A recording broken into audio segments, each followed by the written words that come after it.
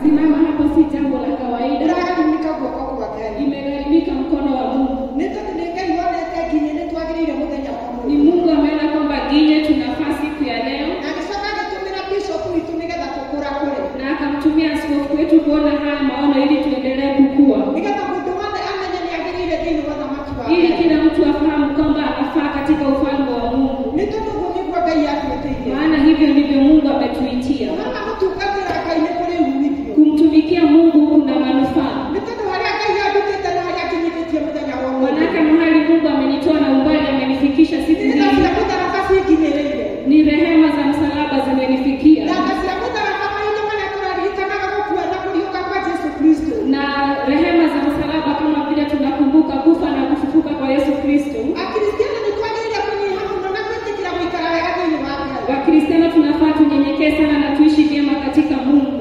Nĩ tondũ gũkua kwa Yesu Kristo na kũriũka gwatuonirie ũhotani. Maana kufa na kufufuka ni ishara ya ushindi. Nĩ tondũ ũhotani mahinda marĩa akuire nĩ tondũ wa mehia maitũ. Wakati alifa kwa ajili ya dhambi zetu. Na agĩcoka akĩriũka. Na pia akafufuka. Hau tũkĩgĩra na muoyo wa tene na tene ũrĩa tũgatũũra naguo twakinya mũciĩ wa matuinĩ.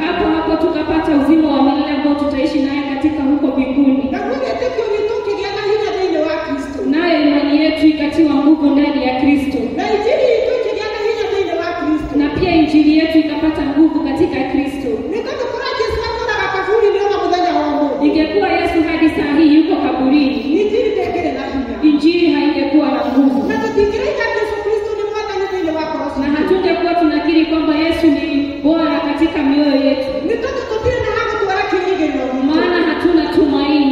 No kĩĩrĩgĩrĩro gitũ kĩgĩte nĩ tondũ wa kũriũka. Lakini tumepata tumaini kwa maana Yesu alifufuka. Nĩ tondũ kũriũka nĩguo gũgatũma tũgĩe na muoyo na tũgĩe na guoko. Ufufuo ndio utatupa uzima. Na nĩkĩo tũna-celebrate mũthenya wa ũmũthĩ. Ndio maana siku ya leo tunasherehekea. Ithuĩ tũtirarĩra nĩ tondũ nĩ tumĩte kaburi-inĩ, nĩ tondũ Jesũ Kristo nĩ aumĩte kaburi-inĩ. Tunasherehekea kwamba Yesu Kristo ametoka kaburini. Na rĩu arĩ guoko-inĩ kwa ũrĩa kwa Ngai. Na amekaa katika mkono wa kiume wa Mungu. Okĩte thĩ gũgũtaga kĩanga na atarĩire mũthamaki. Yeye ni mfalme, hayuko chini tena. Na rĩu guoko-inĩ kwa Ngai atarĩire nĩgetha tũtuĩrwo. Na kama ako katika ule mkono wa Mungu, tunangoja hukumu. Na tũtanatuĩrwo nĩkĩo tũkĩte thĩinĩ wa nyũmba ya Ngai. Na kabla hukumu ifike, ndio maana tumekuja katika nyumba ya Bwana leo. Tũmenye wendo wa Ngai ũrĩkũ na tũmenye haitũ nĩ ha. Ili tujue upendo wa Mungu ni upi na nafasi yetu ni gani. Nĩ tondũ twamenya nĩ tũgũcenjia na nĩ tũkũgarũrũka. Maana tukijua tutaweza kubadilika. Nĩ tondũ kũrĩa mwarĩ wa ithe witũ na mũrũ wa ithe witũ wahonokire na ũgĩikara nyũmba.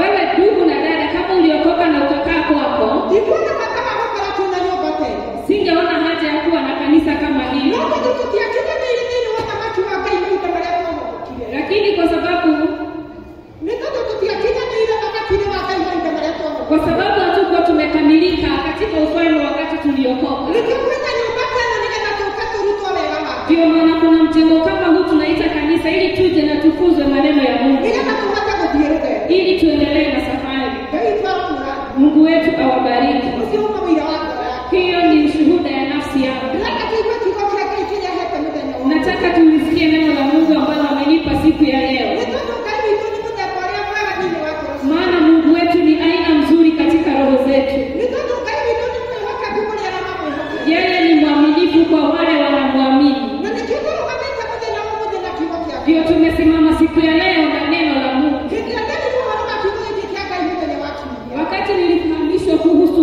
neno hili la Mungu siku ya Jumapili,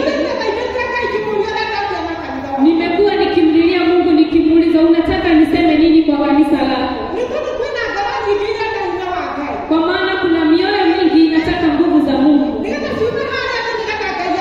ili zitoke pale chini Mungu aweze kuziinua, ili zijue haja ya wokovu ni gani.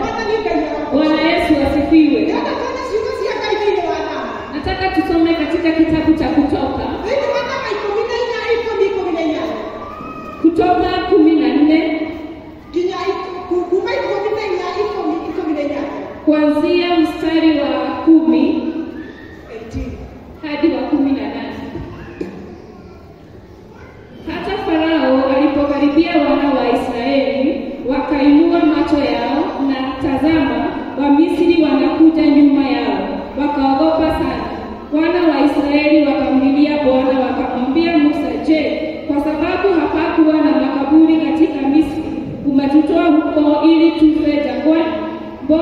umetutendea haya, kututoa katika nchi ya Misri.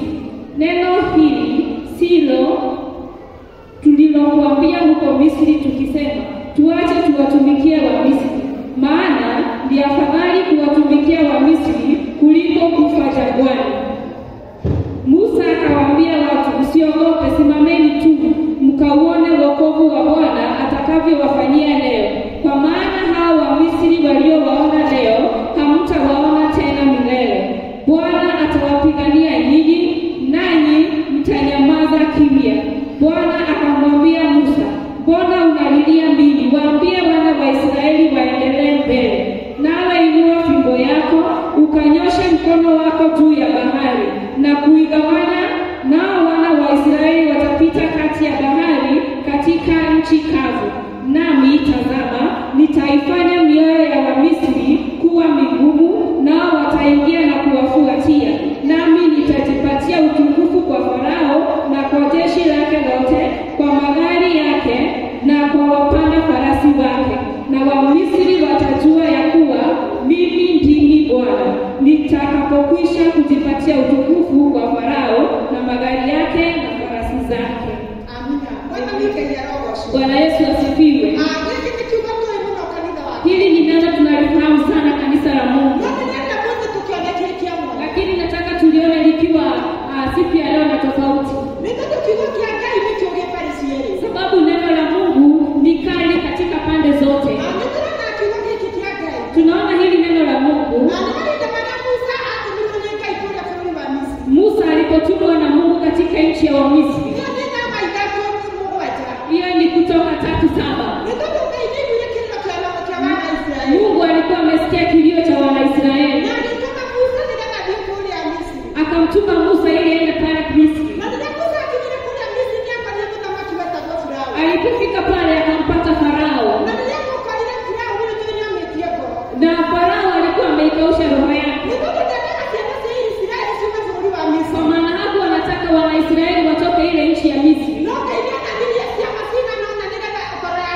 Lakini Mungu alitenda miujiza kadhaa ili ile moyo wa Farao iweze kuwa nyepesi.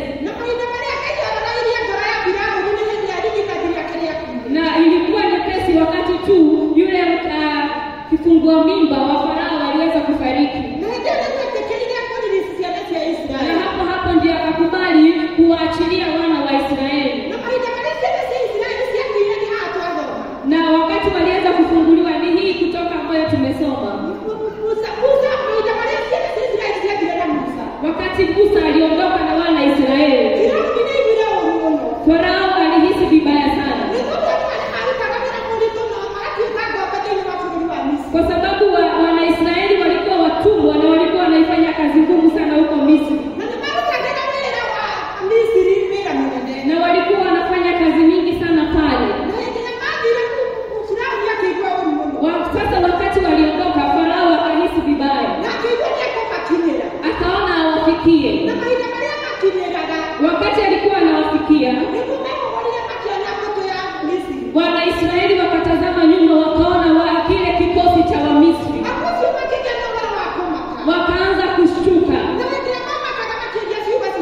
Wakati walishtuka, wakanena maneno mengi.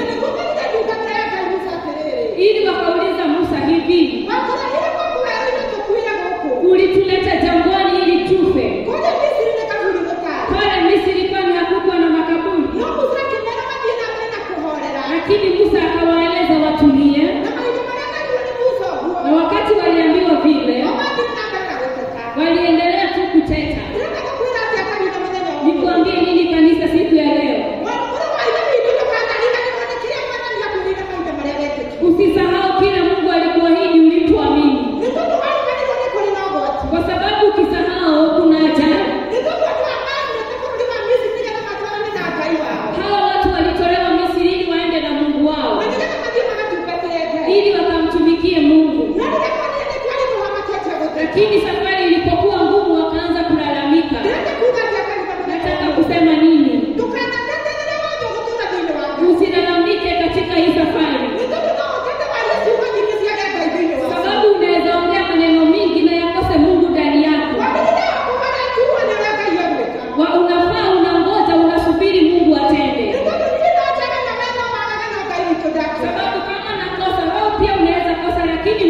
apostle. Bwana Yesu asifiwe. Ndugu na dada, kama hatutaamini hakuna urithi.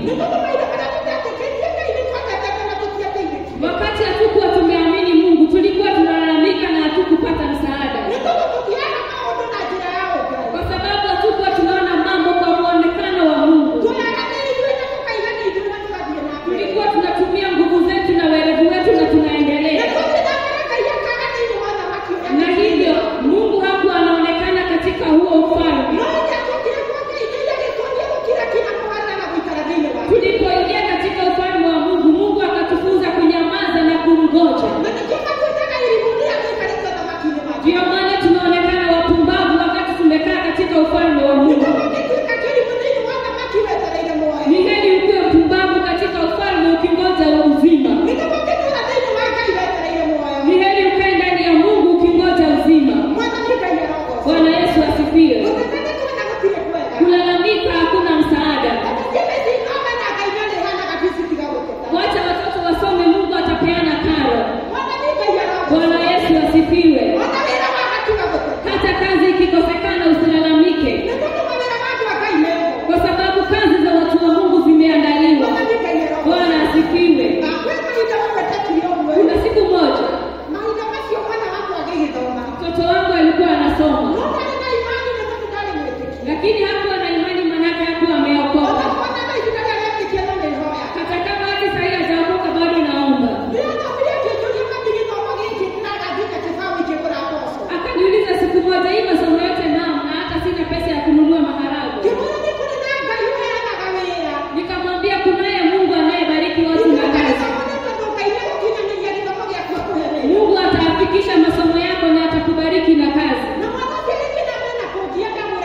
Huyo mtoto akaendelea kulalamika na mimi namwambia naomba. Wakati alikuwa ananisumbua nilikuwa namwahidi Mungu wangu. Kama wewe kijana ni Mungu alikupa masomo, hakuna kitu hawezi kupa.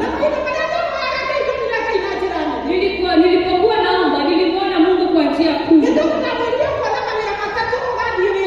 Nikamwambia utaona kazi 3 utachagua gani? Na utayaona siku moja. Hivyo ndivyo Mungu alifanya. Nikakimbia kwa Mungu ili nizungumzie Mungu wangu, ili siku moja nisiaibike.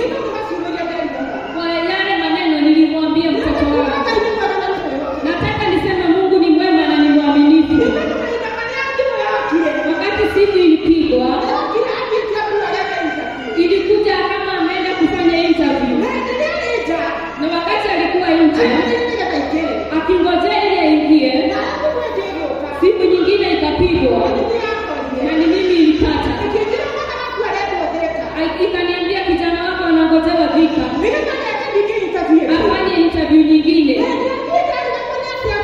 Nilikuwa nashindwa niseme nini kwa sababu ya kuona ukuu wa Mungu.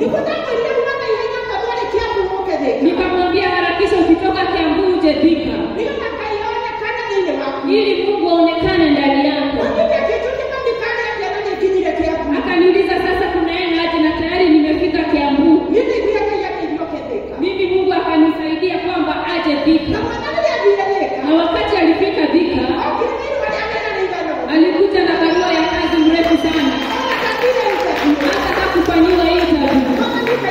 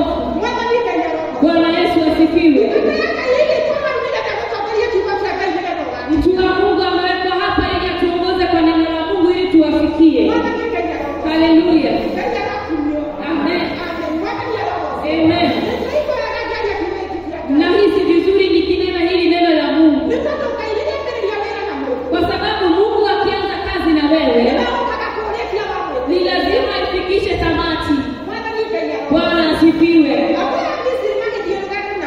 Watu wa Misri wakaenda safari na Musa. Musa akawaambia watulie ili wamuone Mungu, ili waweze kuendelea. Haleluya. Walipokuwa wakiendelea, wakaona mbele yao kuna bahari, nyuma kuna kikosi cha Waisraeli na Firauni. Wakashindwa wafanye nini? Haleluya. Kuna jawabu watu wa Mungu. Wakati hakuna njia, Mungu huja na anatengeneza barabara yake katikati. Na wakati Mungu ametengeneza njia, unapita kama hakuna vikwazo, sababu wewe ni mtoto wa mfalme. Bwana Yesu asifiwe. Hivyo basi kubali kupita njia ya Mungu, kwa sababu njia ya Mungu ukiipita hutapotea, sababu Mungu ni mwaminifu. Wakati walitazama bahari, ninaona tumaini yao iliangamia, sababu ile jambo halikuwa rahisi. Lakini Mungu wetu ni mwaminifu, sababu Mungu vile anaweza tenda leo, hata jana angetenda, kwa sababu miaka 1000 ni kama siku moja kwake. Bwana asifiwe. Hata Musa mwenyewe akamlilia Mungu, sababu ya kile aliona mbele yake. Sababu ndio maana tumesoma Musa akaambiwa na Mungu, unanililia kwa nini? Chukua fimbo ili uende kwa hiyo bahari, ipatikane njia watu wangu wapite. Bwana asifiwe. Nini nakusumbua katika nyumba ya Mungu? Mungu hakuna kitu kinamshinda. Anaweza badilisha hilo jambo kubwa kwako na ifanye iwe rahisi. Kile kibaya ni kutoka katika ufalme. Ukitoka katika ufalme, vita utapigana mwenyewe. Bwana Yesu asifiwe. Ishi kwa Mungu na ukae tu huko. Hata ukinyamaza kama mimi, wacha ndani yako kuwe na visima vya uhai, ili uendelee na safari. Bwana Yesu asifiwe. Haleluya. Akaa vizuri kanisa. Ukiishi vizuri, Mungu ataenda nawe. Na Mungu akienda nawe, lazima ajidhihirishe kuwa yeye ni Mungu. Atakuwa anakunenea usiku na mchana. Hata ukiota hutaota ukiongea mambo ya bure. Neno la Mungu litakuwa linachemka ndani yako. Na hivyo unaona unaendelea vizuri na Mungu. Bwana asifiwe. Waisraeli walipokuwa wanatembea katika jangwa, katika maji, wanakanyanga mahali pamekauka.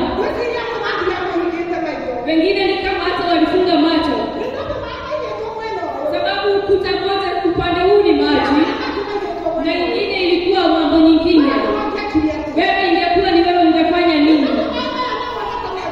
Hii maji hata unaweza ona kama itakuangukia, lakini Mungu akawaruhusu wavuke. Bwana Yesu asifiwe. Mara ngapi Mungu amekuvusha? Haleluya. Ukivushwa na Mungu ndugu, usifu na ushukuru. Na usisahau, sababu neno la Mungu ni kutosahau. Ukisahau kuna ajali, na ajali itakayokukumba ni kubwa, kwa sababu kikosi cha Firauni kiko nyuma. Mahali tulitoka iko nyuma yetu, na si mbali sana, sababu wanakutazama vile unaendelea. Mungu wetu akusaidie. Kaa ndani katika Mungu, sababu tumeahidiwa ufalme.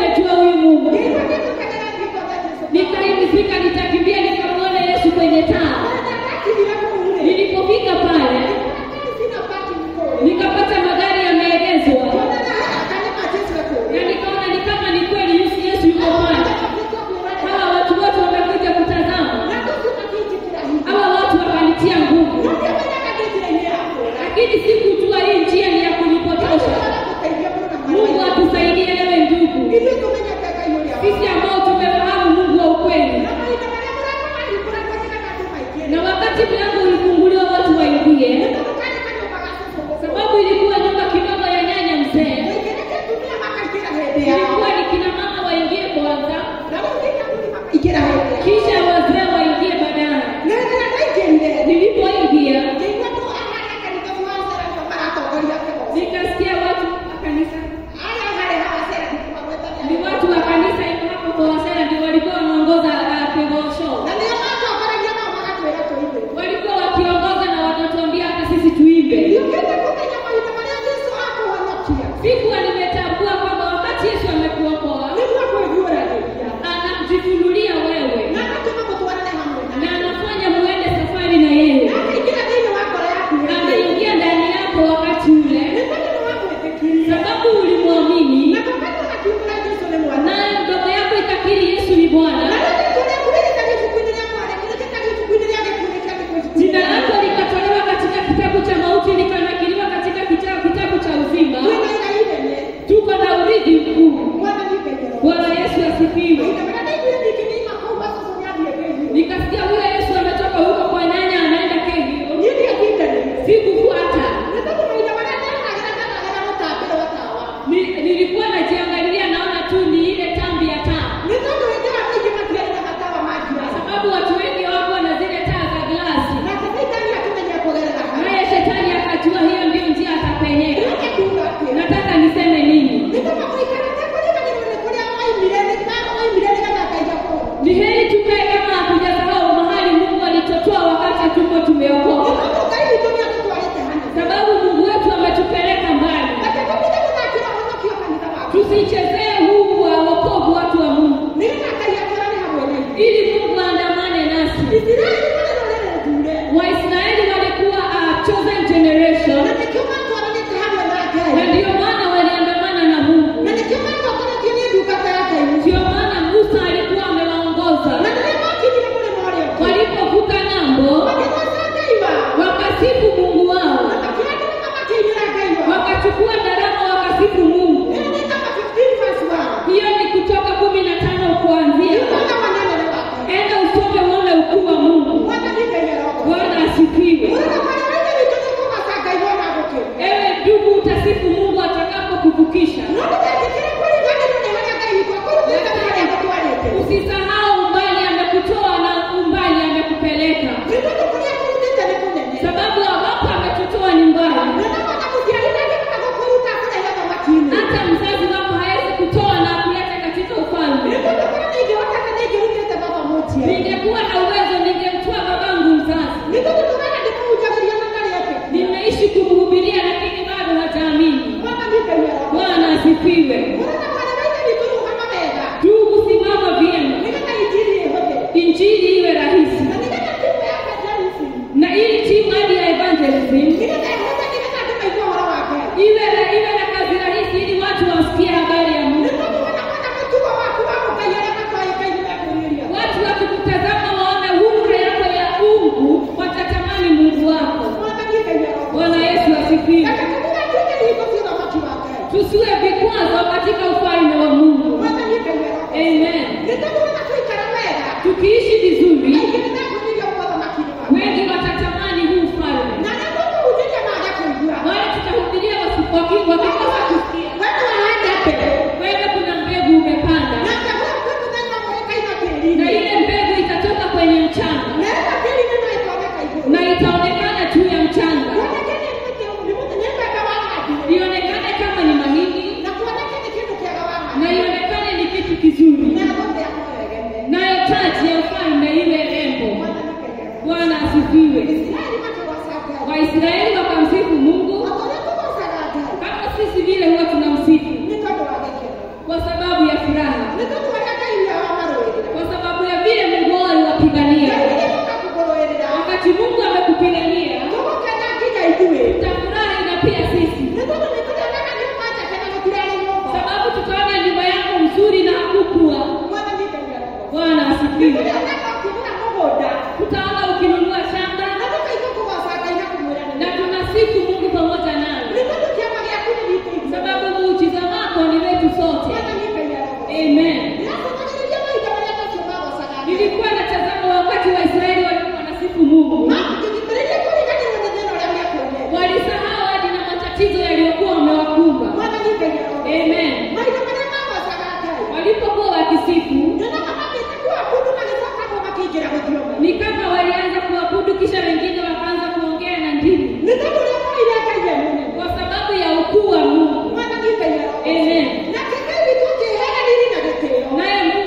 kupata utukufu na heshima. Amen. Wacha heshima na utukufu zimrudie Mungu. Wakati Mungu amekutendea jambo. Amen. Ukiishi vyema,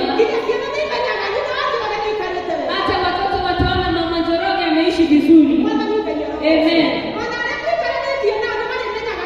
Na hata pia majirani watatambua wokovu wako.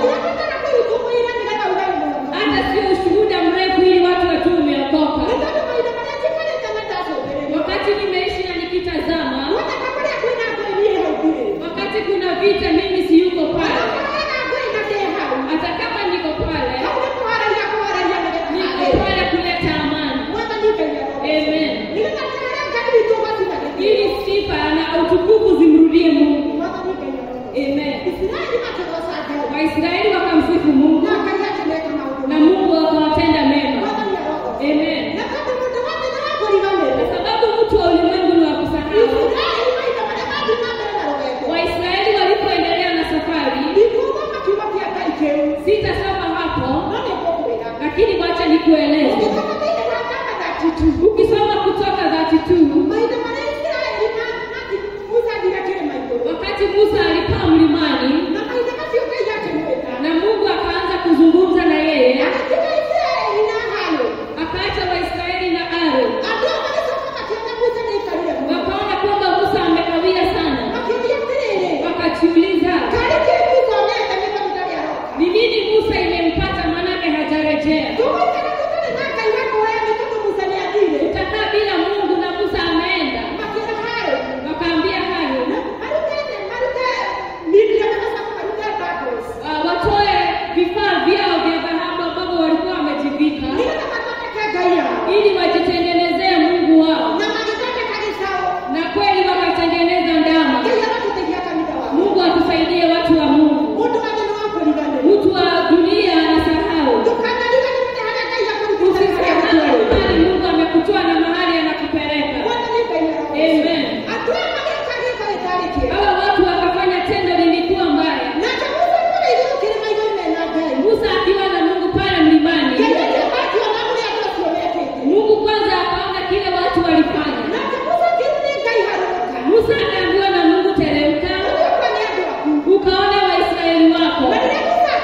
Walipofika akakasirika sana na akaiharibu ile damu na akaichoma kwa moto. Mungu atusaidie sana.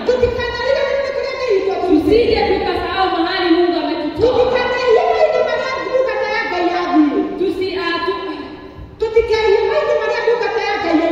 Tusitende dhambi wakati ya maybe askofu hayuko.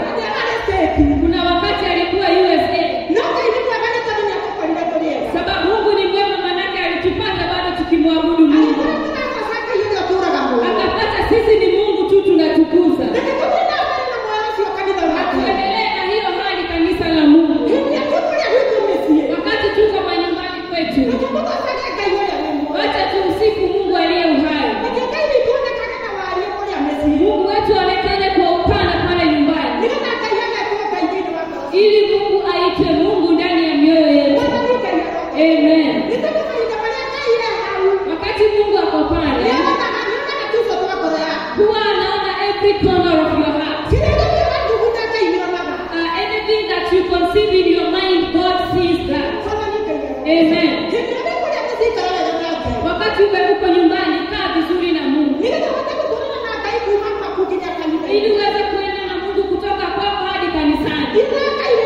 Enda na Mungu hadi kazini mwako, ili awe pamoja nawe. Bwana Yesu asifiwe. Wakati unaandamana na Mungu, Mungu akimaliza watu hutamalizwa. Unaweza malizwa ndani, lakini mwili tu tunaiona. Tuwe tunafika katika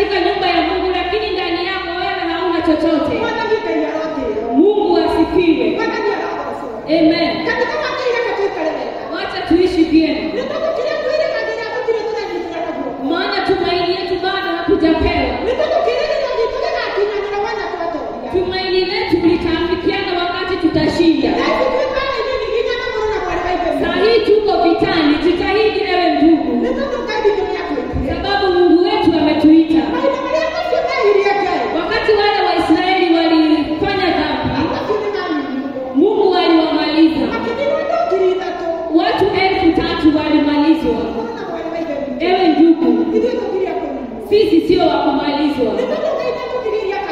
Sababu Mungu ametupa nafasi nyingine na kusikia neno lake. Sababu ingekuwa tuliokoka siku moja na tukosa kufunzwa jinsi ya Mungu, vile imesema hapo mbele, tungekuwa manyumbani kwetu. Lakini hatuko nyumbani ili neno liendelee kutuelewesha. Amen. Waisraeli Mungu akawatenda mema na akawafanyia makuu sana, wakasahau. Kusahau ni vibaya, eli dumisha kukumbuka. Sababu wakati unakumbuka utakuwa unajiita mkutano na unajiuliza naenda vizuri na Mungu. Mungu ananiona vipi siku ya leo? Ni nini nimekujia katika nyumba yake? Amen. Mungu atusaidie. Sababu tumeitwa. Amen. Wacha tuishi vyema katika Mungu. Waisraeli walipofanya dhambi, Mungu aliwaondokea. Ukifikiria kuhusu watu 3,000 wakimalizwa ni kama kijiji hiki. Mungu atusaidie ili tuendelee kanisa la Mungu bila kusahau na Mungu alichotuitia, ambao ni uzima wa milele ambao utapatikana na ambao ni wazembe. Tutafanya kazi na tutazidi kuifanya kwa sababu hivyo ndivyo Mungu ametuitia, naye Mungu atazidi kuonekana ndani yetu. Sisi ndio tutawaendea ambao hawajaokoka waje katika ufalme, kwa kutazama hulka zetu na vile tunafanya mambo. Na wanapotazama hiyo yote watatamani kuja katika ufalme wa Mungu. Na wakati unafanya mtu atamani wokovu, taji yako pale mbinguni itakuwa rembo zaidi. Bwana Yesu asifiwe. Shida zisifanye utoke katika wema wa Mungu. Raha pia isifanye utoke katika wema wa Mungu. Sababu Waisraeli hata raha walijipa. Sababu hata walipanga sherehe na wakakula sana. Wakaimba hata nyimbo. Hata Yoshua akiwa mbali akasikia zile nyimbo. Na zilikuwa nyimbo za kufanya Mungu asifiwe. Bwana Yesu asifiwe. Wacha tuzidi kuishi vyema, tukijua Mungu, tukikaa vyema faida iko kwetu. Wacha kurudi Misri maana hakuna manufaa. Watu huko wanaangamizwa na wanalia wakitafuta njia ya kuja katika ufalme. Na wewe tayari uko katika ufalme, unahisi kama unapungukiwa. Wewe ndiye uko na jawabu ya maisha. Wewe ndiye uko na neno la aliye nje, ili umwambie kwa Mungu kuna tumaini. Kwa Mungu kuna tumaini, hata kuna amani ambayo tulitafutiwa na Yesu Kristo. Sababu kufufuka kwa Yesu ni amani tulipata. Haleluya.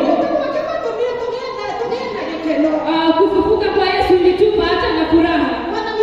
Amen. Na hata tuweza kuhubiria watu waje katika ufalme. Sababu ni ufalme wenye nguvu. Usikuje you never regret when serving God. Sababu ile kazi ndio Mungu alituitia. Usisahau kwamba wewe umeokoka. Hata kama mambo yako vipi, wewe kumbuka umeokoka. Waisraeli walipokosa njia, Mungu alienda nao pia na akavuka na wao. Mungu wetu hawezi akakuacha. Sisi ndio humwacha Mungu. Vile Israeli walifanya, tuishi na Mungu huyu wetu, ili njia zote ya kutengenezea. Njia ya Mungu ni safi, na hata hakuna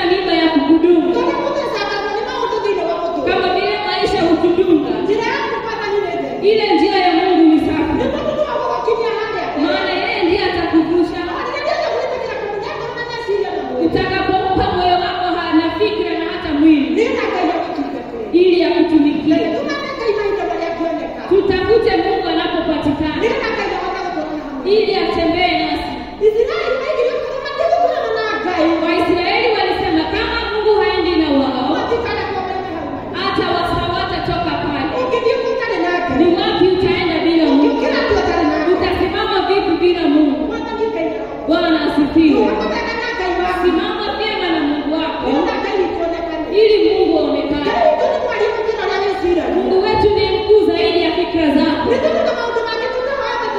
Hata mambo mengine kabla ya kuomba Mungu anayafanya. Unaweza omba kiti na yeye pengine atakupea nyumba. Sababu yeye ni mkuu zaidi ya fikra zetu. Bwana Yesu asifiwe. Vyema ni kuishi ndani yake. Na tukose kulalamika. Tukose kuongea sana. Kama ni kuongea wacha tuombe. Mambo yako ikienda vibaya mtegemee Mungu. Mtihani ikienda vibaya ita Mungu. Kuna wangu mmoja alirudia form 4. Na alipokuwa anarudia alikuwa tayari na sikla. Na akaimizika kwamba atarudi shule. Nikamwambia ni sawa. Bwana Yesu asifiwe. Lakini wakati mtihani ilitokea, hata chakula hakula. Sababu ya kushtuka. Hivyo sivyo alikuwa amekusudia. Na nikamwambia yule mtoto kunaye Mungu mbinguni. Umejaribu. Ili niipe ile moyo wake amani. Sisi ndio tuko na amani ya wale hawana wokovu. Sisi ndio tuko na amani ya baba zetu. Bwana Yesu asifiwe. Wakati pia anaendelea na masomo na mtia nguvu. Sababu ni kama singekuwa na Mungu singepata maneno. Bwana Yesu asifiwe. Ishi kwa Mungu ili upate maneno ya kuwapatia watu. Utapea watu nguvu manake tayari Mungu amekupa. Unawatia nguvu manake Mungu amekuwezesha. Ule uwezo Mungu hupeana si kama wa mwanadamu. Ile ya Mungu ni kuu. Nguvu za Mungu ni kuu. Waisraeli wakamsifu Mungu. Wacha tukae tu hapo kwa kusifu. Maana hapo kuna tumaini.